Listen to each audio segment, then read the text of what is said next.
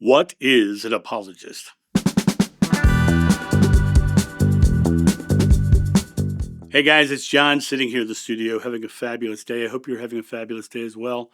I wanted to hop on and talk about the word apologist. Many people throw around the term apologist and they don't really fully understand what it means. Most people think they're talking about a Christian apologists. Well, there are Christian apologists and there are New Age apologists. The Christian apologists are defending their faith and chosen belief. A New Age apologist is rationalizing their beliefs, and they're using uh, quotes to justify their beliefs. A political apologist is justifying ideology. Each one has one thing in common: the defense of their own personal chosen belief. But what happens when belief needs no defense? That's where freedom begins. In my own life, people have tried to pull me into arguments to defend my faith. And they get really mad at me when I say I don't defend my faith because it's my faith. I believe it. And they say, well, we want you to pulled into this fight so I can prove you to be wrong.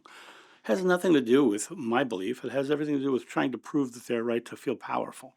An apologist is very interesting because what they do is they use history. Let's talk about Christian apologists. The root of the term apologist comes from the Greek apologia, meaning a defense or a reasoned argument. To be an apologist is to argue your faith.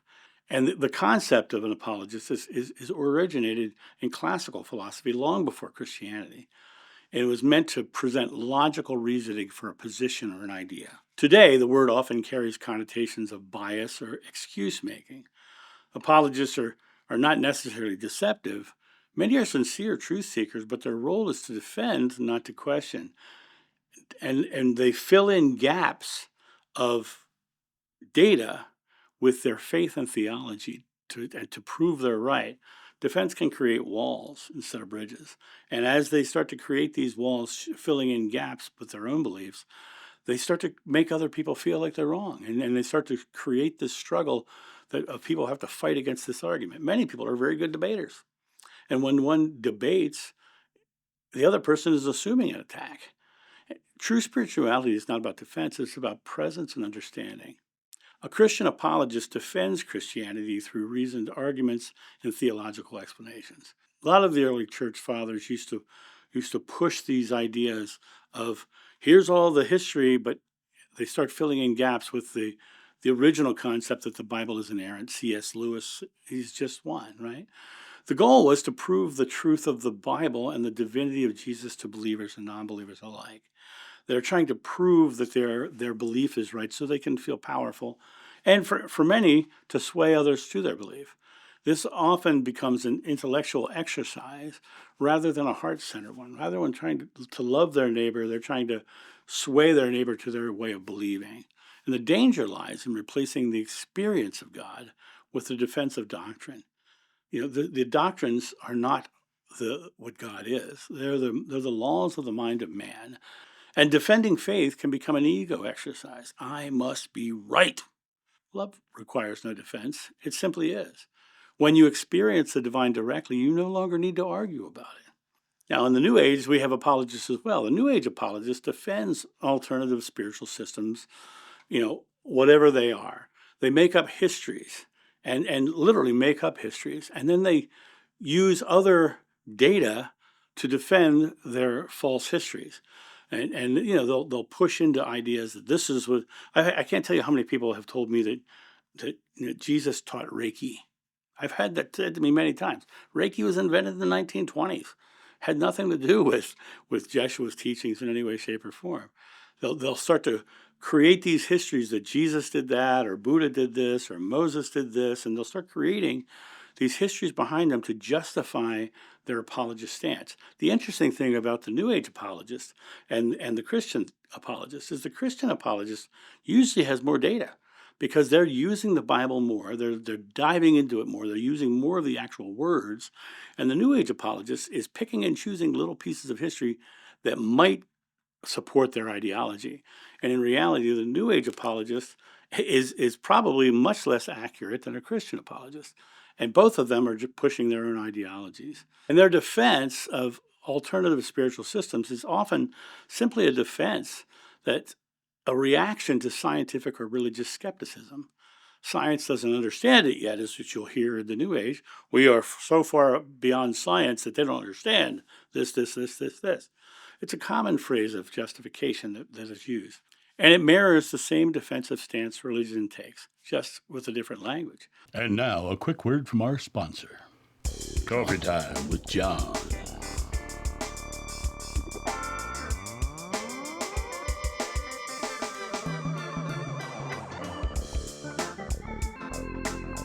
This channel runs off coffee, so get your coffee and tea at johnsjoe.com.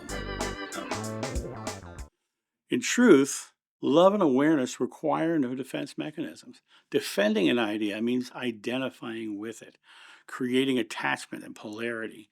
To literally say someone else is wrong because you've chosen a belief is not about loving. It's about you feeling powerful and right in the moment. The goal is not to prove the unseen, it's to live through love, presence, and compassion.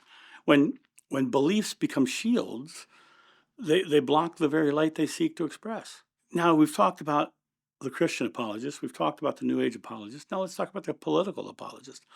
A political apologist defends ideology, party, or policy at all costs. And this can happen on every side of the spectrum, right, left, and center. The goal is persuasion rather than exploration. Emotional loyalty often overrides truth. The spiritual risk in all this is identifying with an ideology over humanity. When you defend a system instead of truth, you lose sight of love. The love that has been, all of the avatars of old told you was within you and that you could share. You lose sight of it because you're now defending something external, a system, a doctrine, a dogma, a belief. These ideas that the other side's bad is what an apologist lives in. They live in this concept of struggle against anyone who believes differently. These labels divide, and defenses harden when we put up an argument that you have to believe as I do. Real freedom comes when your allegiance is to love and not to any political construct. People often ask me who I vote for, and most people can guess. But I'm a one-issue voter. My one issue, his name is Kynan. He's my son. I will vote for anybody who I believe is creating a more loving world for him to live in. And so for me, my political party is love. If somebody on the right is giving me a plan that will give my son a better world, that's who I'm going to vote for. Somebody on the left is doing a plan that's better, that's who I'm going to vote for. It always comes down to, what is my one issue? My one issue is a loving world for my son.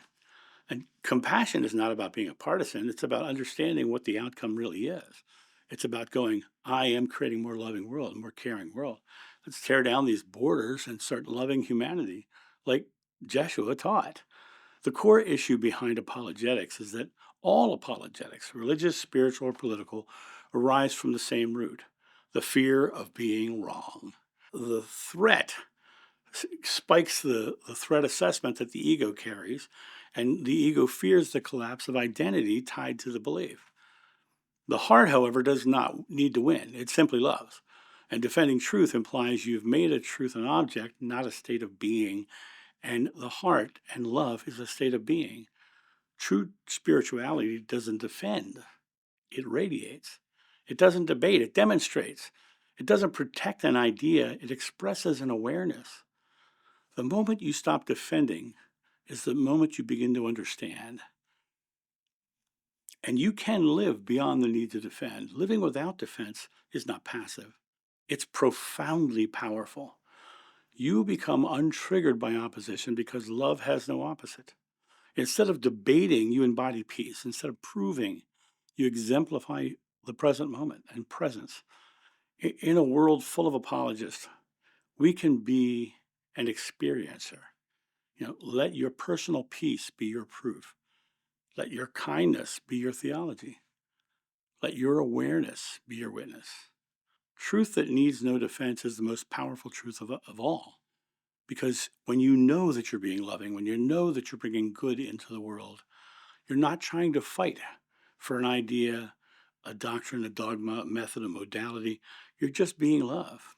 Whether an apologist is Christian, New Age, or political, They all share the same human desire to be right, to be safe, to be validated. But the highest truth needs none of those things. It simply is. When you live as love in action, no argument is necessary, and no defense can add to the truth of your being. All the power is within you, and it comes down to understanding. If you're living love, you literally are expressing God into the world. You are bringing the kingdom of heaven to earth. And remember what Mark Twain once said. He says, when you tell the truth, you don't have to remember anything. All of these doctrines and dogmas are always constantly trying to remember something so they can talk about what they said. In reality, you don't have to remember anything when you're speaking your truth. People try to drag me into fights to prove that they're right. I don't have to remember anything because for over 25 years, I've been speaking my truth. I've been telling the truth of love that's within me and within you. And I believe all of these apologists are just peddling in fear, and it's their own fear they're peddling. And so each one of you, just live a loving life. Let go of the camps, let go of the doctrines and the dogmas, let go of the false narratives about ancient conspiracy theories or future prophecies. Live here in the now loving. And you've found the infinite. You've touched the eternal. You've found where God truly resides within you. And that's my thought on this. You guys have a great day, and I'll talk to you soon. See ya. Bye.